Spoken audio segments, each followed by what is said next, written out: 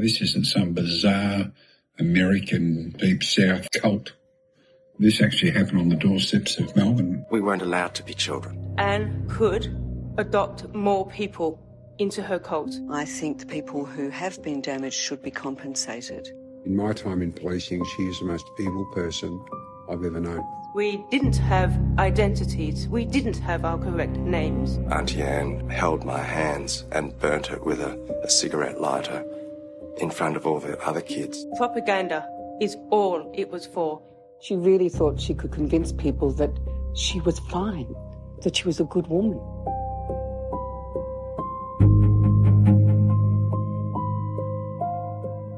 There are moments when an entire world can collapse in the space of a few seconds.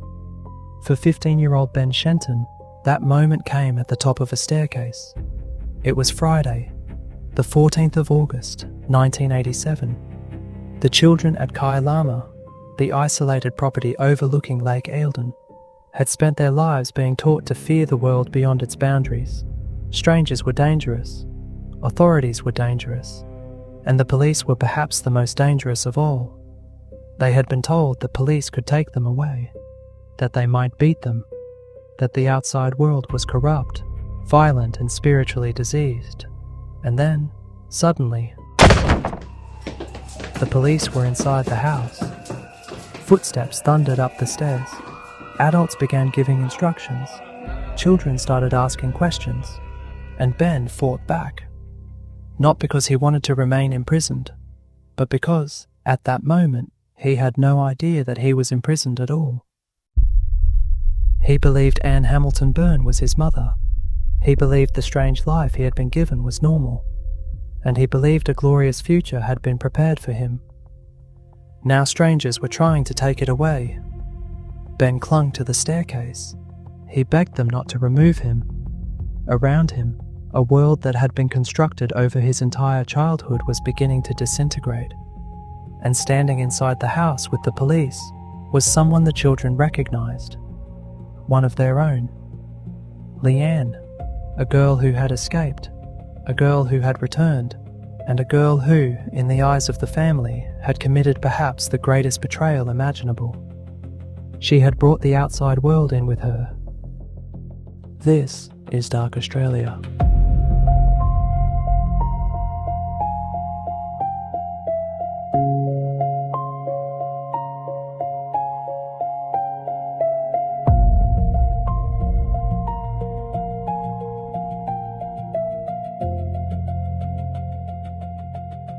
In part 1, we entered the world Anne Hamilton Byrne created, a world built from mysticism, privilege, fear and control. Anne had gathered educated professionals, doctors, nurses, lawyers and academics around her. Some believed she possessed extraordinary spiritual insight. Some believed she was a divine being. Some eventually accepted the astonishing claim that Anne Hamilton Byrne was the reincarnation of Jesus Christ. And hidden inside that movement was another project, the children. Children acquired through a mixture of births within the group, fostering, adoption and, according to later investigators and former members, falsified records and deeply questionable adoption practices. Anne presented many of them as her own. Their hair was bleached the same pale blonde. They wore matching clothes. Photographs showed what appeared to be an enormous, eerily uniform family. But behind those photographs was something considerably darker. The children were isolated. Food was controlled. Affection was scarce. Punishment could be severe. Former children have described beatings, humiliation, starvation, being held underwater and being subjected to a rigid system in which obedience was not simply expected. It was survival.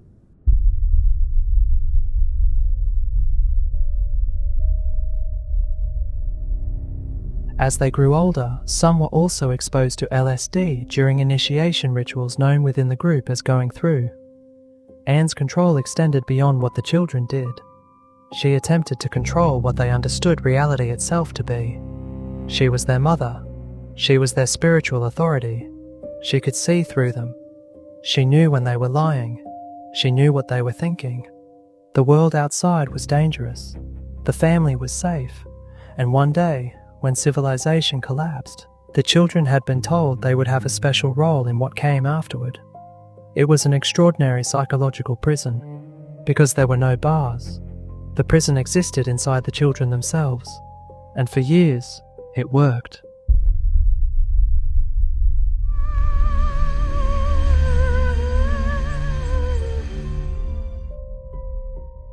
Police had encountered concerns involving the family before. Questions had been raised. People had tried to retrieve children. Journalists had investigated. But the strange collection of blonde children at Lake Eildon remained. Partly because the organisation was secretive, partly because it had connections, and partly because authorities repeatedly failed to recognise what they were looking at. When outsiders did encounter the children themselves could protect the system. They knew the answers they were supposed to give. They knew what happened when rules were broken. And most importantly, many of them loved the people hurting them.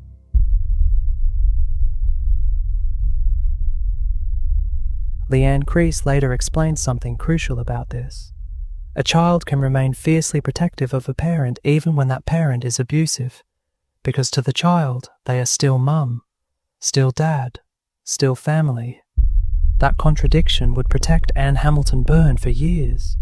But children grow older. They begin asking questions. They notice inconsistencies. They compare memories.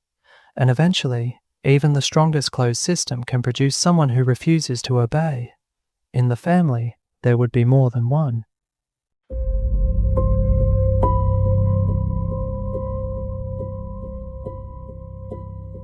Leanne had always been difficult to contain. That, at least, was how the family saw it. She was rebellious, she challenged rules, she stole food, she resisted. And punishment did not always create the obedience Anne wanted. Sometimes it created something else. Determination. Leanne tried to escape. An earlier attempt had failed. She had approached a police officer, but instead of finding freedom, she was returned. Imagine what that teaches a child. You finally run from the people controlling you. You find the authorities you have been taught to fear. You tell them enough to make clear that you do not want to return, and they take you back anyway.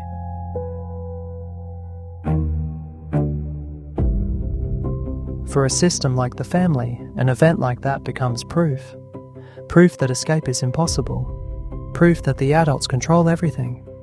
But Leanne tried again.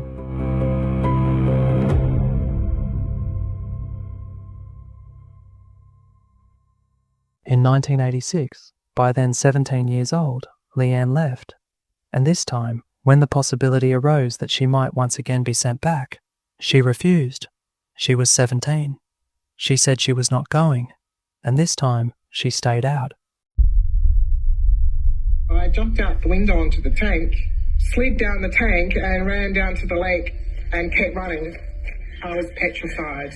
The adrenaline kept me going until I saw a light. All I could say to them was just, please get me the police. But physical escape was only the beginning, because Leanne had left brothers and sisters behind, children who were still living according to Anne's rules, still being watched, still being punished, still believing the world outside was something to fear. Survivor accounts make clear how complicated leaving a closed group can be. Freedom does not immediately erase loyalty. It does not erase guilt. It does not erase love. And it certainly does not erase years of conditioning. Leanne was outside, but part of her remained at Lake Eildon. Then another girl was pushed out. Her name was Sarah, and Sarah would help tear the entire structure open.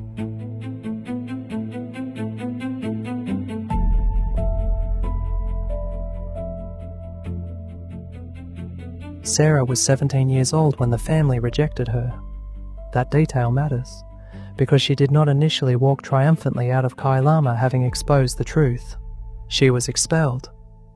By then, she had become increasingly assertive. She argued, she questioned, she broke rules. And eventually, Anne's system did what authoritarian systems often do when someone becomes too difficult to control. It removed the problem.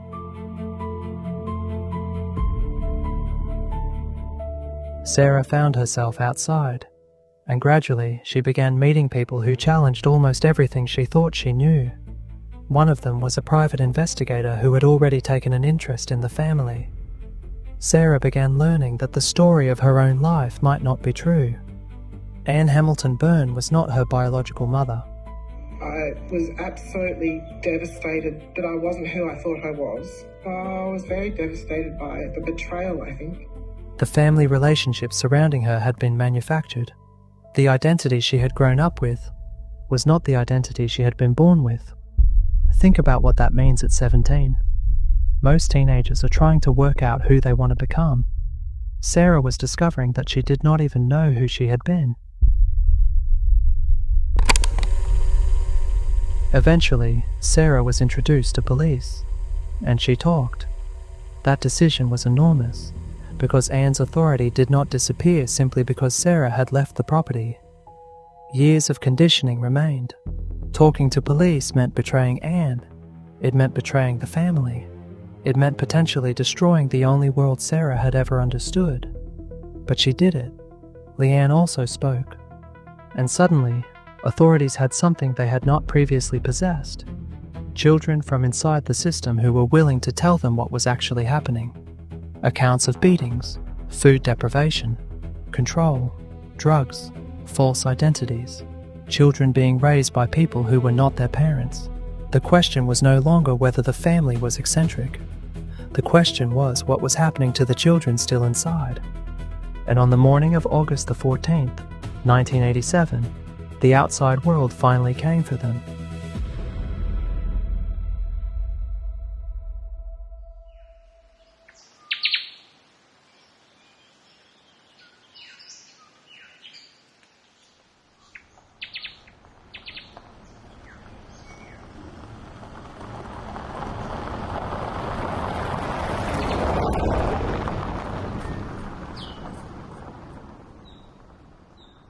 The raid involved police and community services.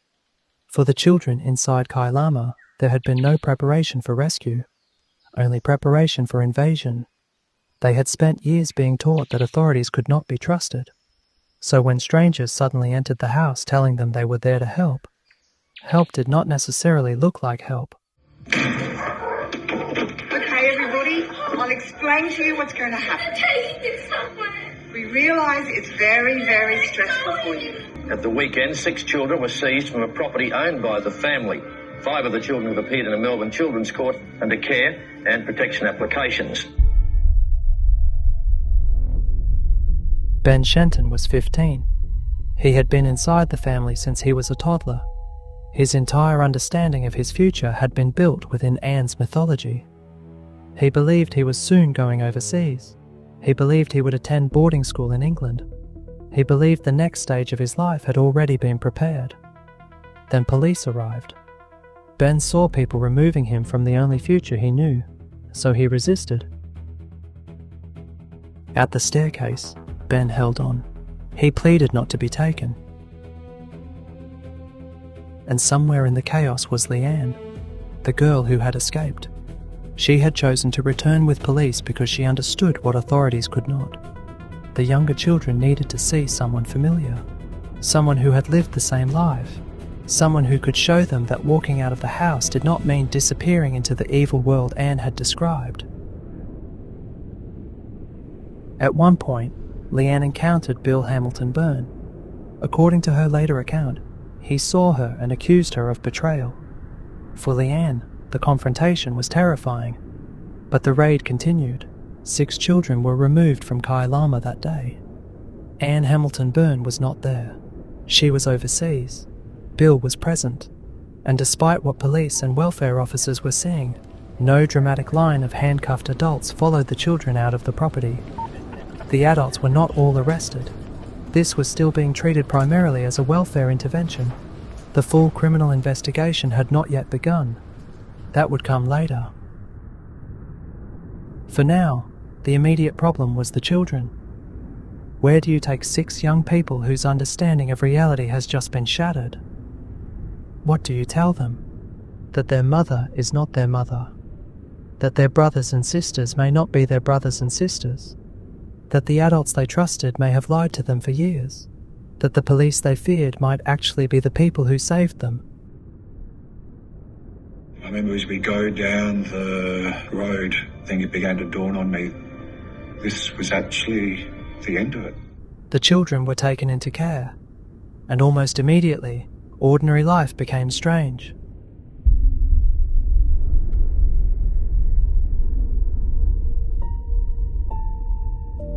Inside the family, hunger had been part of control. Portions were restricted. Food could become something to steal, something to think about, something to be punished over. Now adults were telling them there was more. If they were hungry, they could eat. There was no trick, no hidden rule, no punishment waiting afterward. And for Ben, there was another revelation. That first night outside, he lay in bed and mentally reviewed what he had said during the day. It was a habit, an internal audit. Had he said something wrong? Would someone be angry? Would he be punished? And then the thought came. There was nobody there to punish him. He did not need to run through the day in his head. He was free. Freedom arrived not as a great cinematic triumph, but as a quiet realization in a bed. The fear was no longer necessary. The rules had lost their power. At least some of them had, because removing a child from a controlling environment does not remove the environment from the child. That process would take considerably longer. The photographs from the family are deceptive. Rows of blonde children, matching clothes, smiles, order. They look like evidence of togetherness. But after the raid, investigators began confronting the opposite. These children often did not know exactly who they were. Birth records and family relationships had to be untangled. Some children had been told Anne and Bill were their biological parents when they were not. The neat family portrait had been assembled through a web of real births, adoptions, fostering, and altered identities. For the children, this was not simply an administrative problem. Identity is one of the foundations of a human life. Your name, your parents, your birthday, the story of where you came from.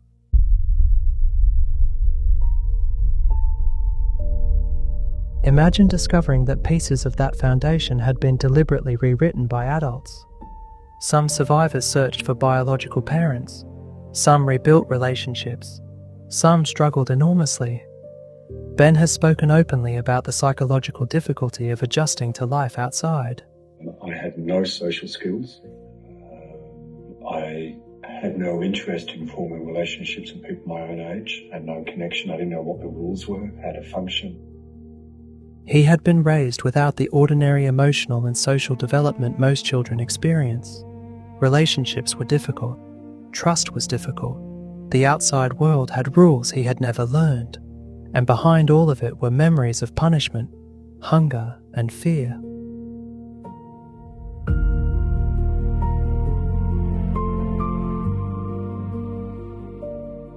Sarah would eventually do something remarkable. She became a doctor. She also wrote about her childhood.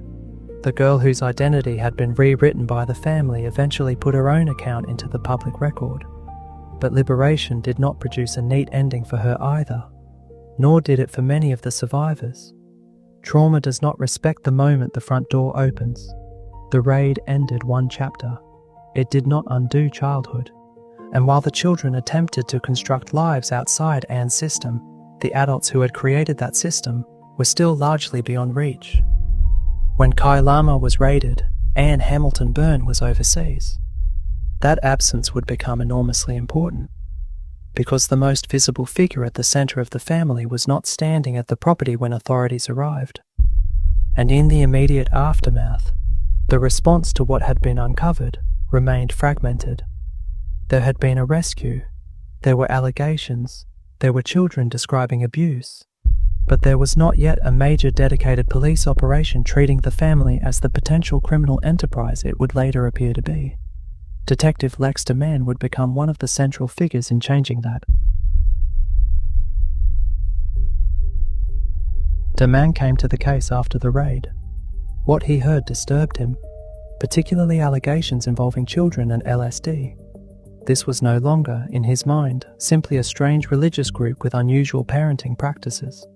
He believed there were potentially serious crimes to investigate. I'd never heard of it, really, this cult, and I was intrigued by it. And my primary focus at that stage, of course, was to investigate the fire. But as we started to investigate the fire, I started to understand a little bit more about the cult and the stories behind the cult, and I could see the frustration of the local community policing squad at Blackburn. You know, they tried to investigate what had gone on with the cult. They'd been involved with the raid. You know, it was seen as more as a child welfare issue. And I took a different view that when you start to hear stories about children being stolen at birth and the administration of LSD with children and so forth, I took a different view, as did my colleagues. And I started to say, well, you know, this is more than just a child welfare matter.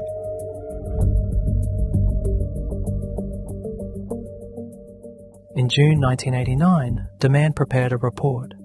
He pushed the argument that this required a genuine criminal investigation, and on the 11th of December 1989, Operation Forest began.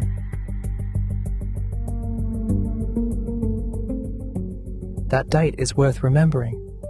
More than 2 years had passed since the children were removed. More than 2 years in which memories could fade, evidence could disappear, people could coordinate stories, and Anne and Bill Hamilton Byrne could remain beyond Australian authorities. Operation Forest inherited an extraordinary problem. Investigators were attempting to reconstruct a secret world that had existed for decades. Who were the children? Who were their biological parents? Which documents were legitimate? Which births had been falsely registered? Who had arranged adoptions? Who knew about the drugs? Who had witnessed abuse? Who was prepared to admit any of it? The children could speak about what happened to them, but serious prosecutions require evidence capable of surviving a courtroom. And the family had been built around secrecy. Adult members had enormous reasons to protect themselves and Anne, so investigators turned to something less emotional. Paper, documents, birth certificates, declarations, financial records, adoption paperwork. Because people can refuse to speak. People can change their stories. Documents leave trails. And eventually, someone who understood those documents began cooperating.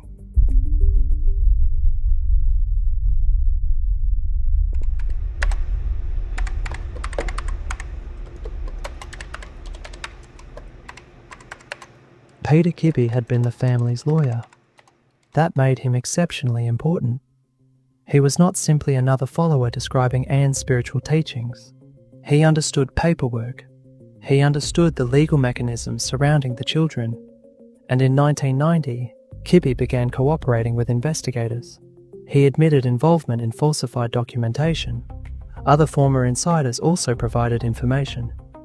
Slowly, Operation Forest began converting the surreal stories surrounding the family into something prosecutors might actually be able to use.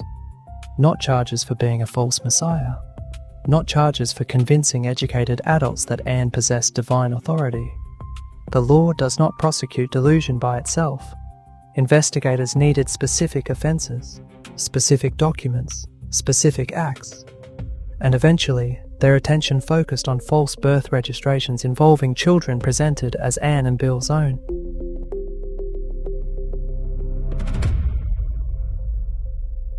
Meanwhile, Anne remained outside Australia. The woman who had once controlled an enclosed world at Lake Eildon now had an international problem. Authorities wanted her back, and the investigation expanded beyond Victoria. Police worked across jurisdictions.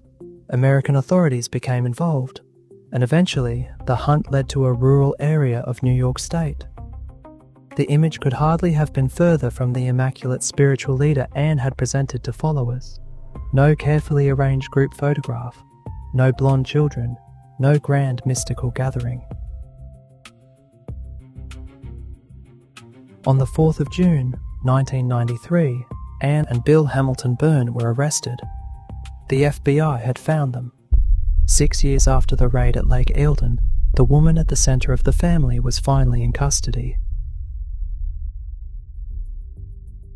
The United States extradition case described allegations involving falsified birth documents used to maintain children within the cult under the appearance that they were Anne and Bill's natural children.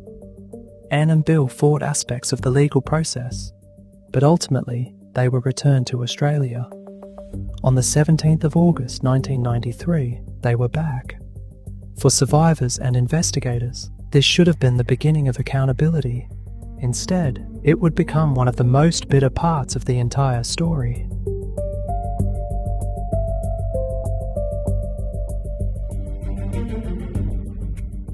Consider what investigators believed had happened inside the family. Children had described violence, starvation, psychological control, false identities, drugging, LSD, a closed system in which minors were taught that the woman controlling them was both their mother and a divine figure. Now imagine hearing all of that, and then hearing the sentence imposed on Anne Hamilton Byrne, $5,000. That was not the sentence for systematic child abuse, because Anne was never convicted of systematic child abuse. The serious conspiracy case surrounding false registrations did not ultimately produce the reckoning many had expected. I remember walking out of the court, and I walked across the Flagstaff garden, and I just let out one big scream, knowing that that's all the court could do. And years later, I met the actual judge. He was as frustrated then because he had to do what the statute said. That's all we could do.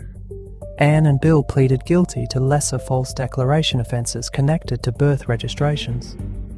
In 1994, each was fined $5,000. No prison sentence.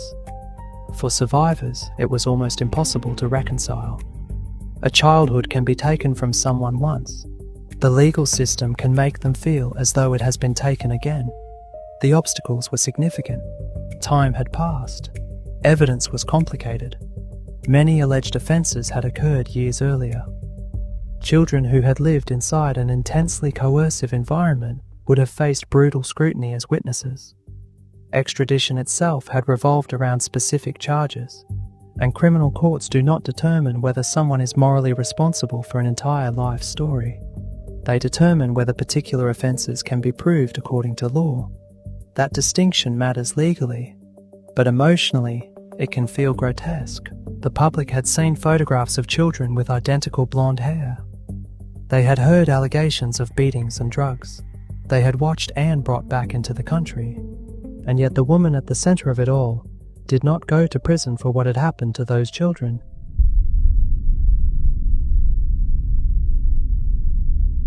There is a temptation in stories like this to search for a clean explanation, a corrupt official, a single legal mistake, a conspiracy. But the truth appears more frustrating. The justice system was attempting to prosecute a secretive organisation years after much of the alleged abuse occurred. The strongest provable documentary offences were not necessarily the offences that best represented what survivors had endured, and so the law reached the part it could reach. False declarations, paperwork, a fine. The enormous human story behind those documents remained largely outside the sentence. Anne Hamilton Byrne did not respond to the collapse of the family by publicly accepting responsibility. Instead, she continued to contest the story told about her. In later interviews, she denied central allegations. She portrayed herself not as the architect of an abusive cult, but as someone who had cared for children. Over 21 years, 28 young people went through our hands. Why did you do that? I love children. I love them. I love them in their little smocks and jeans, long hair and ribbons. It was beautiful. It was lovely to see. This is another familiar feature of coercive systems. The leader's version of events survives long after the system around them begins collapsing. What everyone else calls control becomes discipline. What survivors call deprivation becomes healthy living. What investigators call manipulation becomes spiritual guidance. What children remember as terror becomes misunderstanding. And then compare that voice with the voices of the children, not through dramatic accusation, simply through detail. A child remembering hunger, a child remembering a bucket of water, a child remembering the fear of saying the wrong thing, a teenager remembering LSD, a 15-year-old boy lying in bed after the police raid and suddenly realizing nobody was going to punish him for what he had said that day. One of the strengths of survivor testimony is that it often does not sound like mythology. It sounds ordinary. Breakfast, stairs, bedrooms, hair dye, clothes, rules, food, silence. And that ordinariness is what makes it so disturbing, because abuse inside closed groups rarely consists only of spectacular events. It becomes routine. It becomes Tuesday. It becomes dinner. It becomes childhood.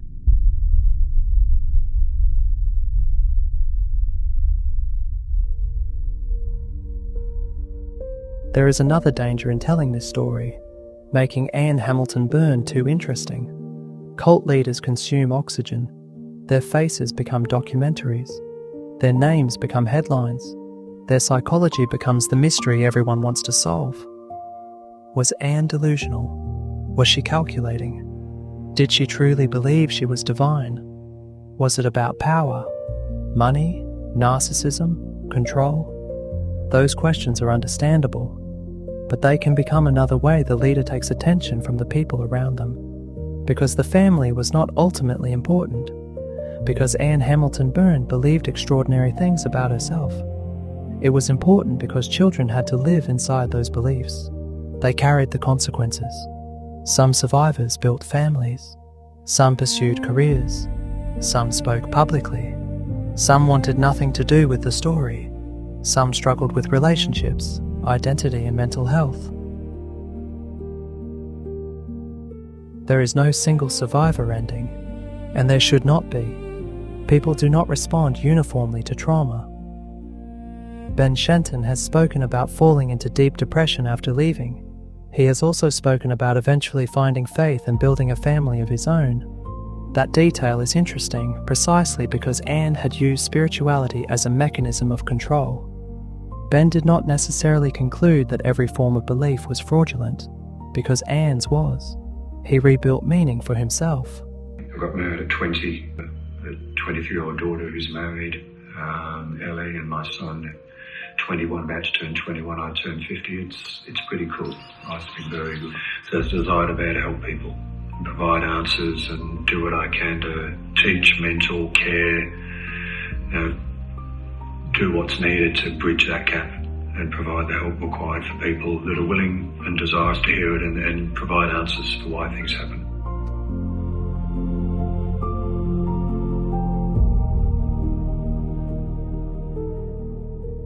Leanne spoke publicly about what had happened. A very nice constable turned up. He said to me, "What are you going to do?" And I said, "I don't care, but I will sleep in the gutter if you don't do something." Her decision to walk back into Kailama with police remains one of the most extraordinary acts in this story. Think about the courage required. Not abstract courage, physical courage. Returning to the house, seeing Bill, facing the children, knowing how the family would describe you, traitor, betrayer, and going inside anyway. Sarah also told her story. She became Dr. Sarah Moore. She wrote a book about the family. She worked as a doctor and undertook volunteer medical work. For someone whose childhood involved adults controlling her body, identity, and understanding of reality, there is something quietly powerful about a life spent caring for other people. But Sarah's story also resists a comfortable ending. She died in 2016. She was only 46. We should be careful not to turn that into a narrative device. A human life is more than the suffering imposed upon it as a child, but neither should we pretend that escape meant the past simply disappeared. The raid gave the children a future. It could not give them back the childhood they had already lived.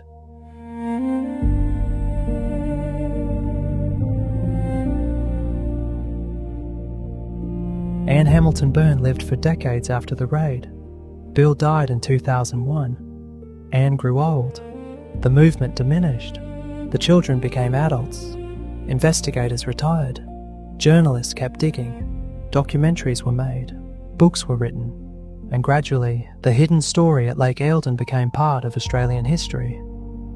By the end of Anne's life, the woman who had once projected extraordinary control had dementia. She died on the 13th of June, 2019. She was 98 years old. There was no great final trial, no late reckoning that balanced the scales, no prison cell, no public confession, no moment in which Anne finally explained everything and apologised. She simply became old and died.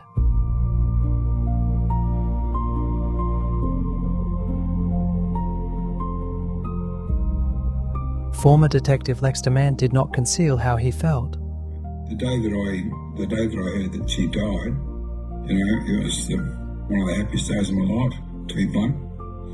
And I said that on TV that night. It is one of the most happiest days of my life to see her dead.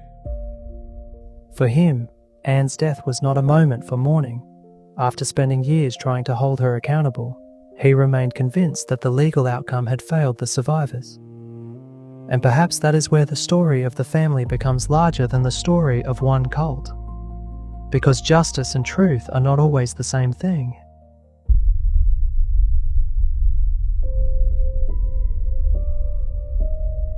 A court result is a legal conclusion. It is not necessarily the complete historical record. Anne Hamilton Byrne was fined $5,000. That is true. It is also true that children who grew up around her have spent decades describing a childhood of coercion, fear, hunger, violence, and manipulation. Those truths sit beside one another, uncomfortably. The family had a phrase: unseen, unheard, unknown. It described the way the children were expected to exist. Do not attract attention. Do not speak. Do not become visible. It is difficult to imagine a more perfect rule for an abusive system, because abuse thrives in invisibility. It thrives when the child believes nobody will listen. It thrives when authorities treat warning signs as somebody else's responsibility. It thrives when respected adults protect one another. It thrives when a charismatic person is surrounded by doctors, lawyers, nurses, and professionals whose status makes outsiders hesitate. And it thrives when children learn that telling the truth is betrayal. The children of the family were supposed to remain unseen. But Sarah spoke. Leanne spoke. Ben spoke.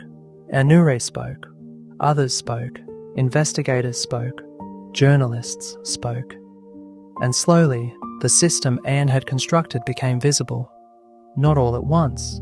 Not neatly. Not with the justice many survivors wanted. But permanently. The blonde photographs that once helped sell the image of Anne's extraordinary family now mean something completely different. They are not proof of perfection. They are evidence of control. The matching clothes do not make the children look united. They make their individuality disappear. And perhaps the most important photographs are not the ones taken while Anne controlled the frame. They are the lives that came afterward. Adults with different names, different hair, different beliefs, different families, different futures. People Anne Hamilton Byrne once attempted to shape into extensions of herself, becoming themselves.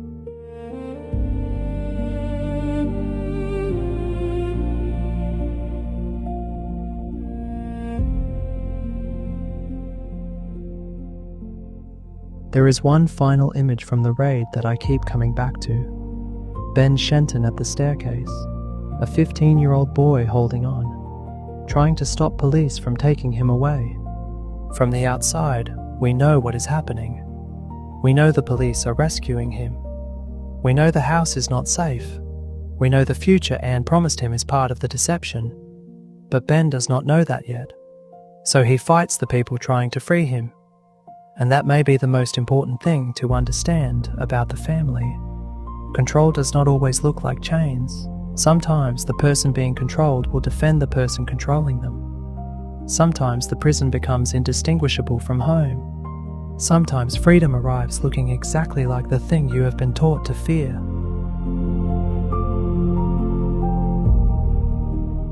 Later that night, Ben lay in a different bed, away from Kai Lama, away from the aunties, away from the rules. and his mind did what it had been trained to do. He replayed the day. He checked his words. He searched for the mistake that would bring punishment. And then, for perhaps the first time in his life, he realized he did not have to. Nobody was coming. Nobody was listening at the door. Nobody was waiting to punish him. He was free, not healed, not untouched, not suddenly able to understand the world beyond the family, but free. Anne Hamilton Byrne had spent years telling children who they were, where they belonged, what they should believe, what they should fear, and what their future would be. On the 14th of August 1987, for the children still inside Kailama, Anne lost the power to decide that future. The rest would belong to them.